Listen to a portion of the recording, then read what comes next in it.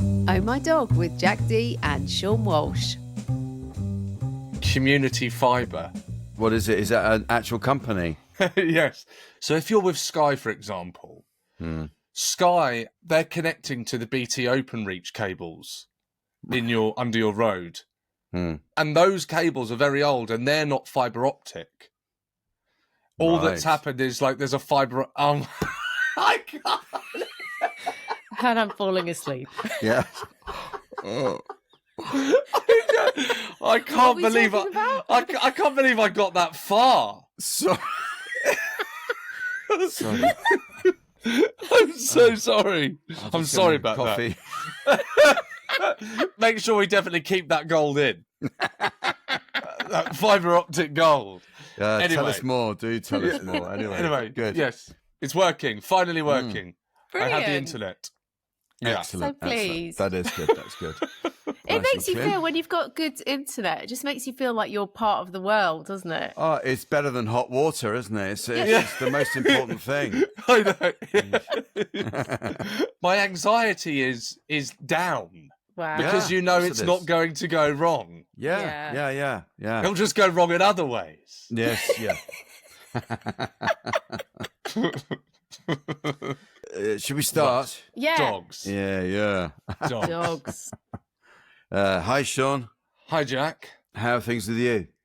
I've been ill again in bed for about 4 days. What's wrong with you? Did you have flu? I don't know. I did a gig at the Isle of Wight, and on the way back, I threw up on the ferry. Oh, okay, yeah. I know. It's those islanders. You know, they're just. I don't think they wash or anything over there. Hello to all of our Isle of Wight fans. There we go. If I'm wrong, then please write in and correct me. But that was my impression when I was last there. That's all. Goodbye to Isle of Wight listeners. Thank you for being with us up to this point. We appreciated your support until now. No, but I'm back, and I'll tell you what I did see, because Mildred was taken for a walk the other day, and I noticed a couple of walks ago that she was almost reluctant to go on the walk with the other dogs, and was kind of looking to me as if to go, "You're coming, aren't you? Why don't you come? What do you get?" I know, and it made me feel really sad because I hadn't kind of seen that yet. So yesterday, she is being taken for a walk again, and it's the same thing of, "Come on, why don't you come? I don't understand why you're not coming. I want you to meet all my other dog friends. Come on." And I said, "Sorry, go on, you'll enjoy yourself, and I'll be here when you get back." But then I went into the living room and looked out the window to watch, like, how, what was she like afterwards, after we said bye? And she walked up the stairs and she got to, there must have been about 8 other dogs. Yeah. And then her tail started wagging. And then their tails were wagging, and then she was saying hello to all the other dogs and sniffing, and then she had the dog walker. She jumped up on the dog walker and she was trying to kiss the dog walker, and it was really sweet. It was like watching your child at the first day of school. Yeah. No, very sweet to see that how they get on, and when they're not with you. Exactly. I'm always wondering about that. It's lovely. And how is Juniper? She's good. Actually, I was away one night last week, and I've got a little video of how I might show you, actually. Her reaction if I'm not here, even for half an hour, is generally very excited. But to have been away overnight and to come back the next morning was so sweet. Who was looking after her? Oh, she was just here with the family. Okay, right. Yeah. I just had one night away because I was seeing friends in Brighton. Oh, nice. While you're looking for it, I'll tell you. Okay, you got it, have you? Do you want to play it in? Yeah. Go on.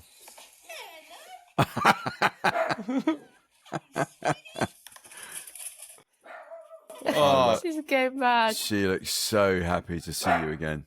That's adorable. And she's always got to get the belly rubbed. Oh, she's so sweet. Over on her back, that's adorable. And what about Dolly? How's Dolly, Jack? Well, I was going to say we had a funny thing the other evening because we got asked round to friends for supper, and they said, "Oh, do bring Dolly." So Dolly came with us, and Dolly's very kind of perceptive if she's got to be on best behaviour, and of course she really is on very good behaviour. She just sort of sits with Jane the whole evening. It's almost as if she's taking part in the conversation and everything. But by about 9:30, 9:45, she was starting to get a little bit more restless. Anyway, so we left shortly after that. And then walking home, it was only a very short stretch home, but walking home, she did about 5 really long wheeze. And I thought we weren't thinking about her in the way that we should have been, because we'd taken her out for supper with us. And, of course, when she got restless, she's just saying, I could do with going to the loo, and we weren't tuning into her the way we should have done. So I just thought that was quite an interesting thing to notice. That, of course, she's on best behaviour, and doesn't want to let us down, and she's not going to go and wee on the carpet or something. But she was saying, "Come on, I couldn't half use the loo, because if we're at a friend's house, we can use the loo, can't we? Just say, that's it." But she can't do that. So you were too bladdered.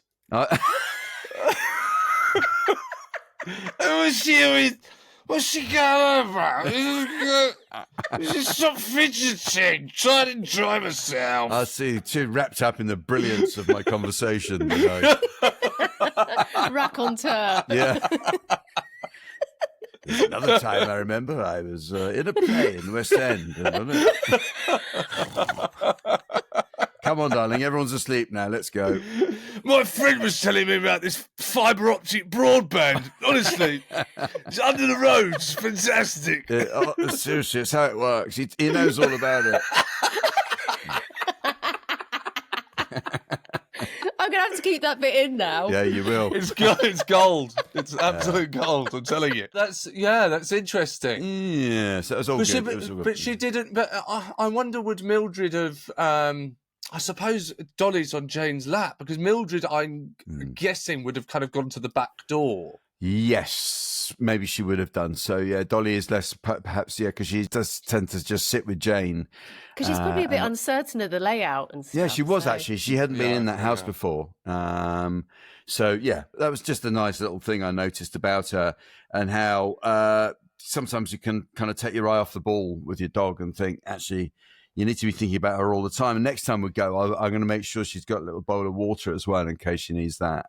Because it's that's happened before, when you've realised, actually, if she's at somewhere unfamiliar, she hasn't always got access to water, which I think is really nice for a dog.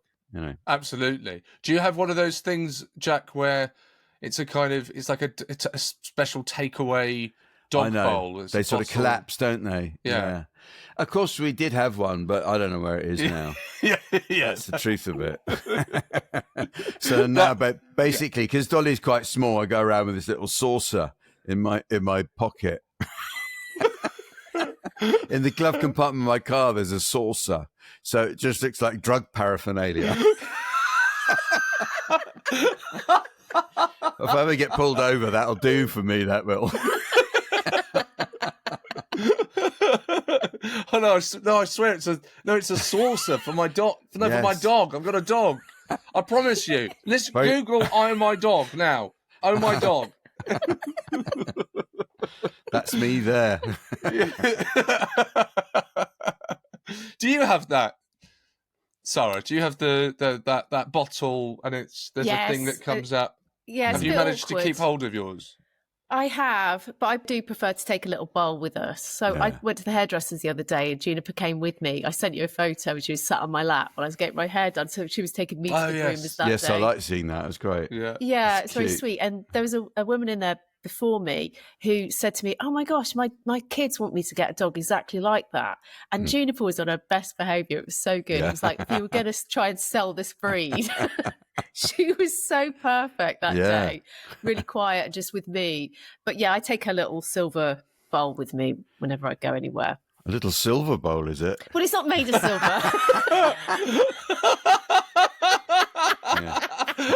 It's metal, all right? All right. Juniper was born with a silver bowl in her mouth. Yeah. But we've got some news, because people have been doing their Spotify Wrapped. Oh, yes. Yeah. Are you on Spotify or Apple Music, Jack? I'm on the Spotify, Sean. Yeah. I'm never gonna get away from this. Oh, it's the 12th night all over again. I know, yeah. So it's not. I'm a Spotify. Apple became so complicated to use, didn't it? So I'm just generally on Spotify. But so what's your Wrapped? Do you know what I'm referring to? No, Yeah. I don't know. So basically, at the end of the year, a big craze is that Spotify notifies you as to what you've listened to the most. What is the record that you've listened to the most, and then what album you listened to the most. Okay. If I go onto Spotify, will it tell me? Yeah, it'll probably send you off in a little direction. We can see it all. Yes, okay. I think we should stay recording for this. I think we need to hear Jack's. Oh, it has come up. Spotify. It has come up. Your 2025 Wrapped. Yes. Okay. And Jack, it also does a thing. Now, I'm not on Spotify. Okay. It does a thing where it tells you your listening age. Yes. Yeah. Okay. I apparently listened to quite a lot of Peppa Pig. Just research, you know. I was writing it. Says we're ready for you. Come on down. You listened. We counted. Oh God, I hate that. It does all that nonsense. Okay. You got to sort of scroll through. Oh, I'm proud of this. So, yeah. Number 1, jazz blues. Number 2, singer-songwriter. Number 3, art rock. Number 4, oldies. And 5, classical. There you go. Okay. So no, is that very? I think everyone will be thinking, yeah. What did yours say? Was it all hip hop? Me? Yeah. Mine was not. It wasn't hip. My album was. To be honest, it's pathetic. It was Blink. The band was Blink 182, and the single was a Blink 182 song. So okay. Yeah, very unoriginal and unimaginative. Shall I show you what Alan Carr's listening age was? Because he sent it to me. Yeah, go on. Yeah, I've been look, I'm a... 82. Jack's listening age is 82. And Alan's is 89. Alan's is 89. We should get together, you know. Well, put some music on, shall we, Alan? Hey? Music. You remember music? Yeah, go on then. We'll meet again. That's a bit of virile in, that's it. Don't write it like that anymore, do they? Okay. Dear. Oh, this is great. You've introduced me to a whole new world. I'm loving this. My top singles here, very good. Yeah, cool. What's the top single? It's actually Just Like a Woman, Bob Dylan. I don't remember listening to that a lot, but I have listened to that album a lot. And then there's a folk album I was listening to a lot there. And there's an amazing musician called Victor Wooten. He's a sort of jazz bass guitar I got really into. But anyway, it all starts to sound a bit pretentious, doesn't it? No, absolutely not. Yeah. Well, it's I think it's probably better. It'd be slightly weird if yours was like number 1, Busta Rhymes. Yeah. There's little chance of that. I've never heard of Busta Rhymes. But, yeah. Oh, I do like a bit of Busta. Did you get a listening age, Sarah? Yeah, mine was 40. Oh, I say, look at you. Yeah, no. Down with the kids, eh? Down with the kids. Almost. But oh my dog. We also, it works the other way, and we get the stats for Oh My Dog. Correct, Sarah? Yes, that's right. Right. And I mean, only read them out if they're good. Are they favourable?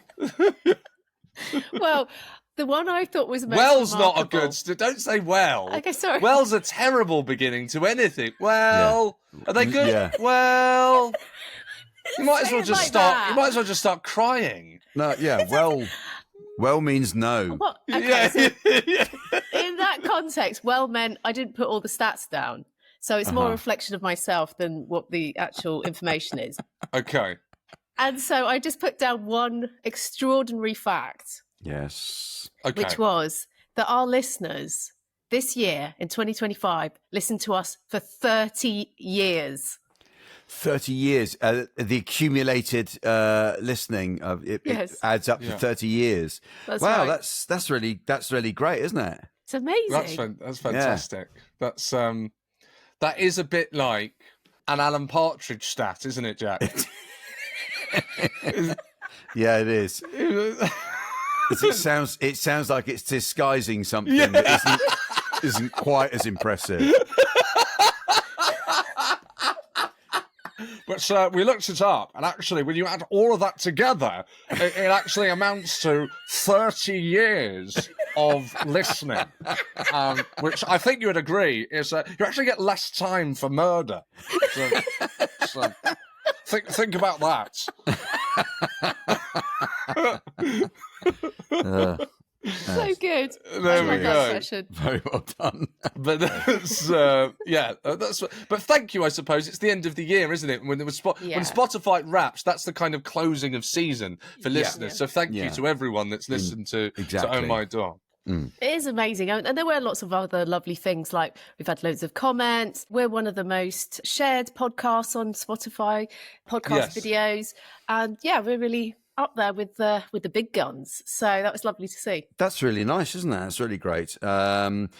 On a much more serious note, we've got Sara's report from Camp Beagle, which is now available. Where can people see this, Sara, if they want to watch it? I'm putting it out as a separate episode, so it will just literally be up on your wherever you get your podcasts from as a separate episode. Just if you want to find out more information than what I'm going to play into the show today, there's a 15-minute length mini doc on what happened when we were there. Wow. Yeah, and it's quite a harrowing watch, really, because not visually so much as just the content of what you discuss and what you talk about. So, and it does leave a lot of well, to say the very least, it leaves a lot of questions unanswered, doesn't it? That I just don't understand the need for it. And if anyone out there understands more, then join the conversation, I suppose is what I'd say. I think that it's just continuing what's always been done, and people haven't questioned it more than that, and that's why it exists. But really, we know so much more today. We don't need this. We don't need these dogs to be suffering like this at all. We wouldn't stand for it with rescues. Why are we standing for it with a puppy farm like this? Yeah. It does seem extraordinary that it's endorsed by the government. It's allowed, isn't it? They have legal permission to produce puppies in this way for that reason. There's actually a court case going on at the moment against, they're called Animal Rising. And it was a small group of people that went in and liberated some beagles in 2022. They actually freed 20 and 2 were captured again and they were sent back into the facility.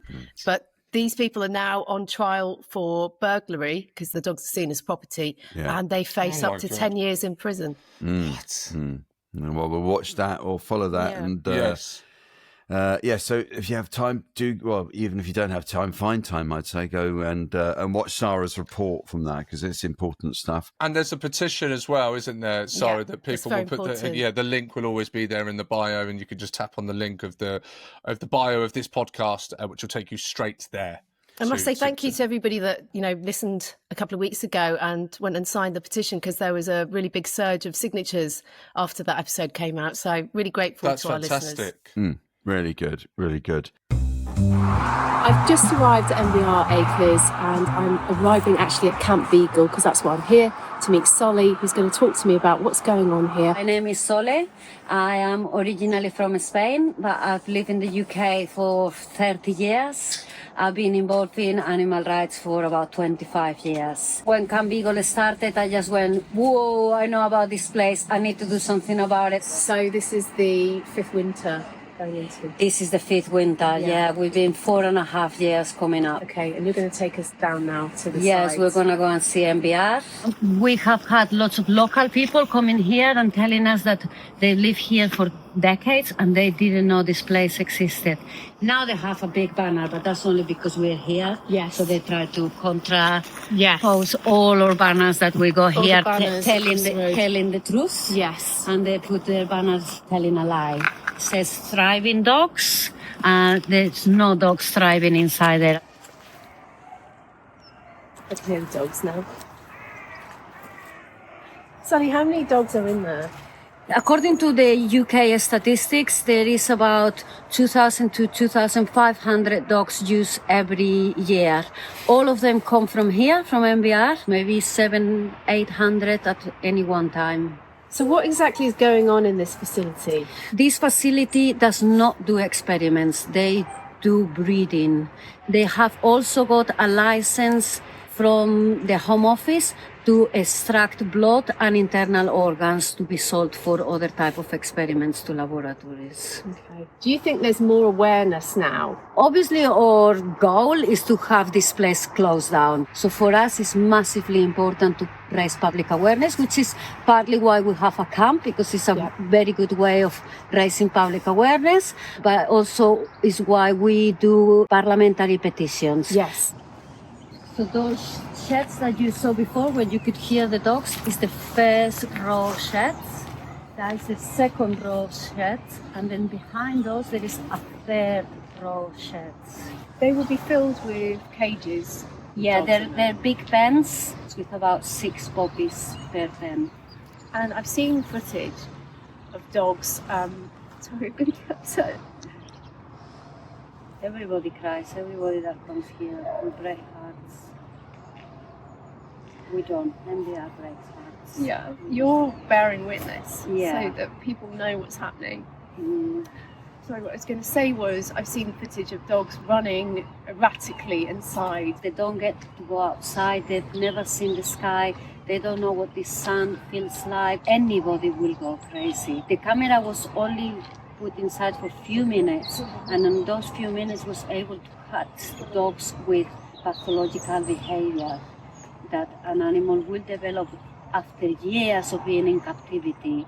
And these are just young puppies. They are suffering from the day they're born. So tell me about the dog collars here and the tags. So for MBR Acres, these dogs are just numbers. One of our supporters wanted to do something to remind MBR Acres and the nation that for us they are not numbers, they are sentient beings. So people can write to us and tell us what name they want for one of the beagles here. You have to keep the dream alive, you know. They are going to come out. So somebody's chosen here Mick, somebody's chosen Theo for a dog, Honey. Grommet, I love it. So this is like a symbol that says we are ready to have these dogs any day. They got a collar, they got a name, and to us, they got a home. I'm leaving now, and I've just spent an amazing time with Sully and the crew here. And as we were leaving, we were shown some footage of what it's actually like inside, which we couldn't show you, and it's absolutely heartbreaking. So I'm leaving here with a lot of hope, but also filled with a great sadness for what is actually going on here. Well, now we can speak to our guest, who today is rejoining us. Back in the summer, we spoke to Dr Paul Manktelow, chief vet at the Blue Cross. He gave some very interesting advice on keeping our dogs safe during the hot weather. And this week he's back to chat about winter dog care. So that'll be, I think, very interesting. Yes, absolutely. Paul has spent years working at animal hospitals, rescue centres, and appeared on TV, and now he leads the veterinary teams at Blue Cross. We're thrilled to have him back on the show to talk us through how to keep our dogs happy, healthy, and safe this winter. Hi, Paul. Hello. He's back. How are you? He's back. Yeah. Yeah, I'm good, thank you. How are you? Very good, thank you, yeah. Thank you for rejoining us. The last time you were here, we were talking about the care of dogs in the summer, in the heat. And now, of course, it's a lot colder. So we thought it's something that's not talked about as much, that we would kind of pick your brains to see how we can look after our dogs in the winter. And is there anything in particular that we should worry about? Well, yeah, it's obviously a great time of year, isn't it, with Christmas and the holidays and things like that. And and I love Christmas, but I always feel a bit of a Scrooge at this time of year because I'm always talking about all the dangers and all the risks and all the things that you have to avoid. So especially around the holidays, because, you know, if you think about it, we just bring a load of new stuff into our house, don't we? Like all the different foods, all the different sort of toys, decorations, and they're all exciting for dogs, but they're all hazards at the same time. So it's being really vigilant about everything, because pretty much everything you bring in at Christmas is a hazard, unfortunately. Yeah, including your nan, you know. Well, you say that, but Yeah. my nan exactly used to always be giving the dogs tidbits off her plate, and at Christmas, right. it's things like mince pies and those posh chocolates, which ultimately make them end up in hospital, don't they? Yeah, we all know that chocolate is very bad for dogs. Is sweet stuff generally not advisable? So with chocolate, it's always the posh chocolates. It's always the stuff that you get at Christmas. So the stuff with high cocoa content. You'd have to eat a lot of sort of white chocolate or milk chocolate to cause affecting. Although, to be honest, I've seen little terriers like Yorkshire Terriers and Chihuahuas have a bit of milk chocolate and cause problems. But generally, other sort of sweets, you've just got to be careful. There's a bit of a trend at the moment for sort of sugar-free things, isn't there? And they often contain xylitol, which is in chewing gum, and that's toxic to dogs as well. But it's just generally not great for them. Any sort of sugar and fat content and things like that. I actually saw a stat the other day, and it's a very Alan Partridge stat. So Alan Partridge was something we were referencing before, Paul, where penguin bars now have such little cocoa in them that they... Oh, no, who's that? Whose dog is that? No, it's not Rodney. He's fast asleep. Sorry, it's Juniper. Don't worry. Although you are setting Rodney off a little bit now. He's grumbling in the background. But it's not worth it now. But all I was going to say is that penguin bars have such little cocoa in them that they now have to be referred legally as penguin chocolate flavoured bars. Yeah. That's not great, is it? No, Chocolate flavoured bars. but still not good for dogs. And No. and the savoury stuff. I generally, my experience with dogs is they can have a little bit of the carved meat, if it's not too rich and covered in stuff. But otherwise, just be careful because you're gonna be clearing something up later on. Yeah, meat and vegetables, most vegetables generally okay. So all your carrots and your greens and things like sweet potatoes, fine. We have a tendency to always stick gravy on things. Well, I'm from the north. I'm from Yorkshire, so food's drowning in gravy usually. Yeah. But if it's made with onions and stuff like stuffing, if that's got onions in it as well, they're not great. Onions, leeks, and garlics I generally avoid in dogs because they can cause issues as well. Right. So the Christmas dinner might look a little bit boring for your dog, but at the same time, they're going to love it. They're going to think it's tasty, it's different. Yeah. But anything that's got a high fat content, my last dog, Dolly, she ate a whole cheese board once. And she actually got on the table and ate it. She's never ever done that before. But obviously, the cheese was the thing that broke all her behaviour rules that she had.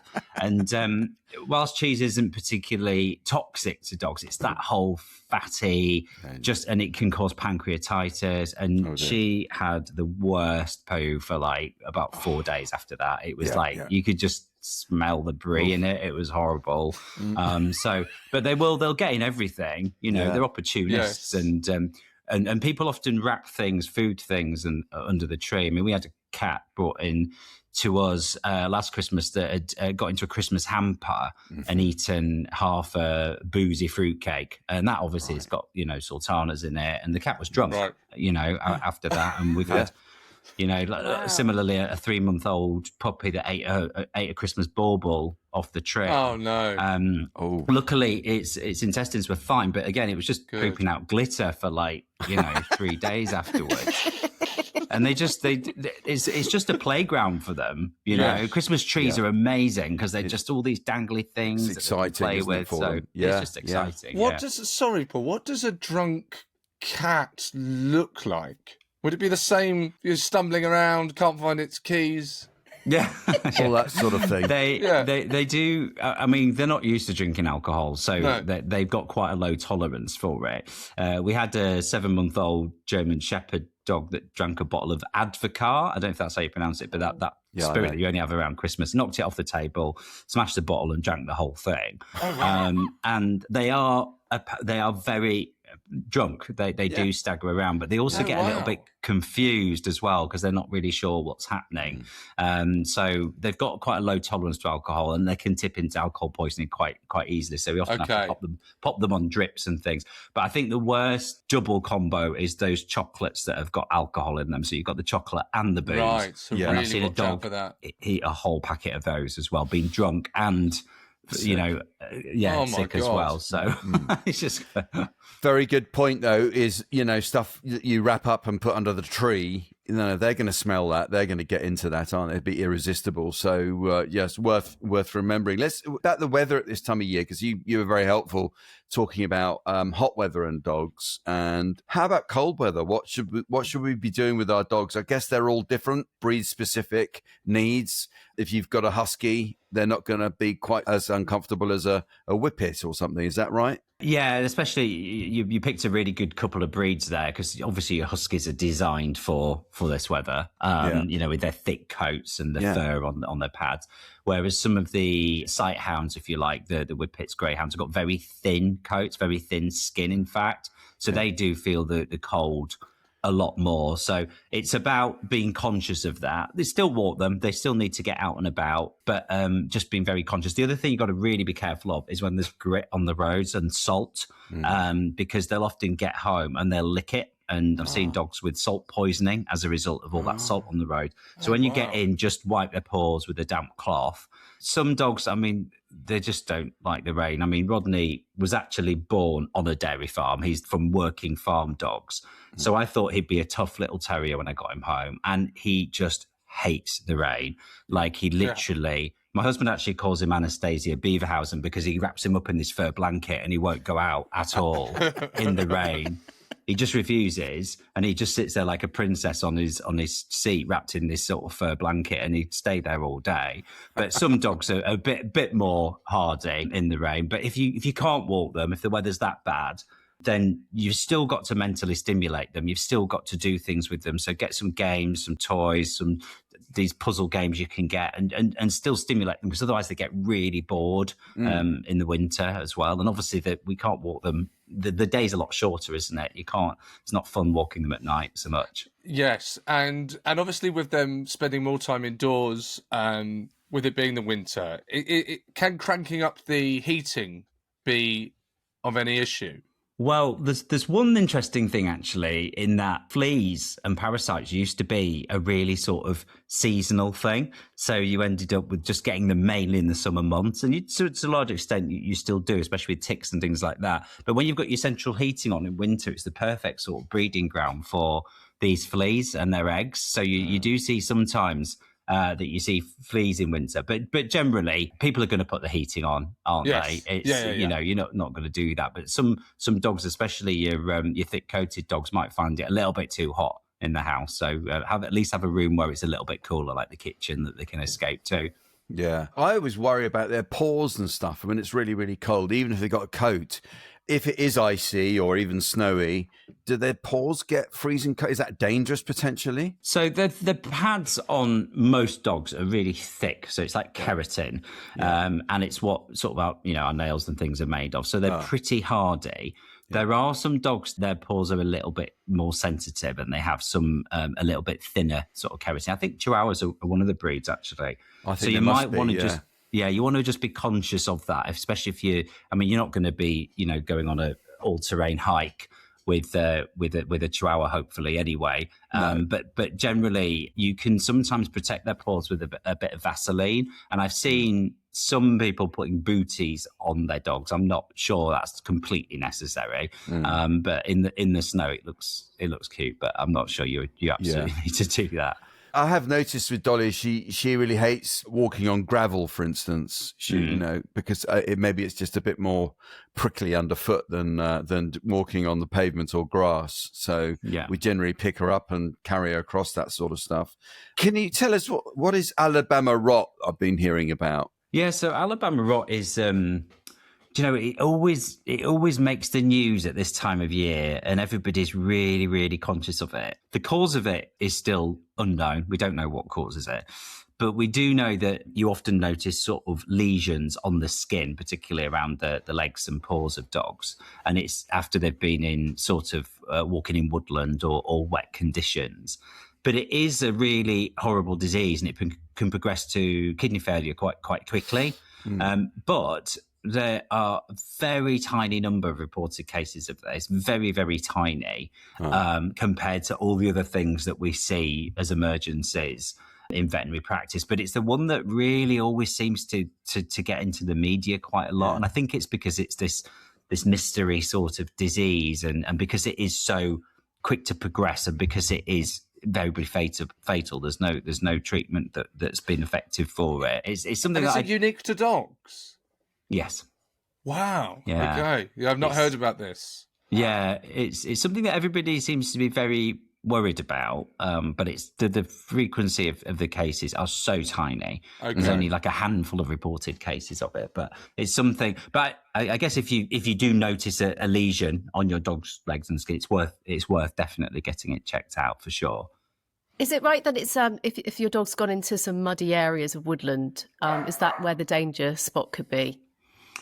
That is where it seems to be, because that's the pattern of dogs that have been diagnosed with it, and looking at, what sort of terrain they've been walking in.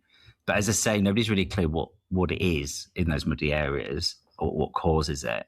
I presume it's some sort of pathogen, some sort of little bug, but we just haven't identified it yet. So yeah, it's an interesting one, but it's something that I would generally tell people not to be too worried about, because it's so rare. Yeah. But yeah, it's a strange one.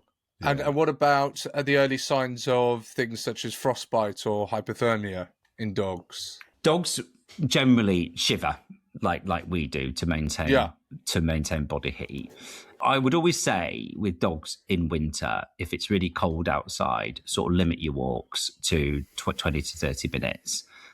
Some dogs love if it snows. They absolutely love the snow. Yeah. And generally dogs on a walk will generate quite a lot of body heat because they're generally running around. They run at a much faster rate than we do, and their metabolic rates are higher as well. So generally, if it's very, very cold outside, maybe limit walks to 20 to 30 minutes. But, I've very, very rarely seen dogs with hypothermia. They've got extra sort of insulation, as it were, anyway, with their fur. And it's us as dog walkers that are probably more likely to start feeling the cold than they are. It's interesting because I did actually get Rodney a coat as well one winter, and he just absolutely hates it. He just freezes and stands still on it. Yeah. He won't walk in it. So he's more than happy to go outside in the cold, not the rain, but the cold. Yeah. At this time of year, because obviously dogs are getting lots of treats anyway at Christmas, do you get Rodney a present? Is there be something under the tree for him? What would that be? What would that look like? We're actually going on holiday for Christmas, so he's going to stay with a lady where we used to live in Crystal Palace. She used to have him quite regularly, and he's sort of grown up with her kids as well. Yeah. And he's going to be there on Christmas Day, and I felt like he had to have a present on Christmas Day, especially when he's there with the kids. But we've actually got him a new harness. It's really boring present. A new harness, because he's had his one is actually in tatters at the moment. He's had it for so long, so he's getting a harness. But the problem is, on his first Christmas, we went down to my mother-in-law's for Christmas, and she got him some dog treats and wrapped them up. And he got so excited about opening this present. Now he thinks all wrapped up presents are his. So we actually can't leave presents under the tree, because he just goes in and wraps them all, and he just gets so excited about it. I made that mistake, to be fair. Yeah. So we've got to be really careful with presents. But we'll give him something. I'm sure the kids where he's staying are going to get him something as well. Just quickly on the subject of harnesses, it's something that we discussed a long time ago, but we've not mentioned in a while. It'd be interesting to know what you think. Do you have a preference for dogs that are brought into the vet? Would you prefer they were on a lead or a harness, or do you think it's dependent on your individual dog? I've always had a harness for Rodney, because for me, the harnesses that are the best are the ones that have got those little handles on the back, because you can just lift your dog. So especially if you've got a little dog, you just lift them up. Yeah. The only problem with harnesses is they can get their full body weight. If you've got a link at the back, they can get their full body weight behind it. So if they're a pulling dog, they can really go for it. But some of the harnesses have got another loop on the front by the chest, which I think is really good, because if you put the lead on that and they pull, it spins them around towards you. So they stop pulling immediately. So that's a great thing. When dogs come into the vet, I just like them to be under control. So not jumping up at me, because it's nice when dogs say hello, but when you doing 20 odd consults a day and every single dog is jumping at you and slobbering over you. It's not great. But my absolute pet hate is extended leads. I cannot bear them. Just, you know, and you see people walking in the park and they've got a dog on extended lead that's across the whole path. And people are having to step over it. And I just think you've got no control over them. You can't get your dog, you know, into you. So that's the only thing I hate. And some people do come into a vet consult room with a dog on an extended lead and it's just open, so the dog's sort of running around, it gets tangled up in your legs, and that's the thing that I hate the most. But a good solid harness, and especially the ones you can pick. It's great for Rodney. I can just pick him up. It's great if he's getting into mischief. Do you generally prefer and recommend a harness over a collar? Because that seems to be so popular now, don't they? I do, especially if you've got a pulling dog, because these collars really pull, and they don't seem to notice, do they? They really pull in, and you can hear them wheezing and, you know, trying to breathe. I definitely prefer a harness. I think they're just more secure. Yeah, seems to be. Tell us about your work at Blue Cross, because you've got the Blue Cross Critical First Night Christmas Appeal. What are they specifically aiming at, and how can people help? There are a lot of pets that don't have homes this Christmas. So we're doing, and you know, our rehoming teams are working flat out. They had an increase of 18% last year of pets coming into their care. And for all sorts of reasons, people are struggling. There's a cost of living squeeze, you know, people fall on hard times. But our centres are really, really busy. So we're doing an appeal for that critical first night when pets are coming to our care. They need sort of crisis care, they need veterinary treatment. So we're doing an appeal for anybody that wants to think about those. Those are the pets at Christmas that don't have a home. Oh, that sounds like an amazing thing. So we'll put the link up, won't we, Sara, so people can help out and help our dogs, and I'm sure cats and all sorts that you help out, Paul. It's fantastic. Thank you so much for joining us again. Lots of really, really good practical advice and tips about things that I certainly hadn't thought about. And presents under the tree, all that stuff. It's kind of easy to overlook, isn't it? And how to look after. Have you got your dogs a present this year, just out of interest? Dolly is a very generous present giver as well. So yes, Dolly has got some, but there are presents that she's wrapped up for people. So Mildred is like me, and she'll be getting her Christmas presents on Christmas Eve. Yeah. At a service station. Yeah.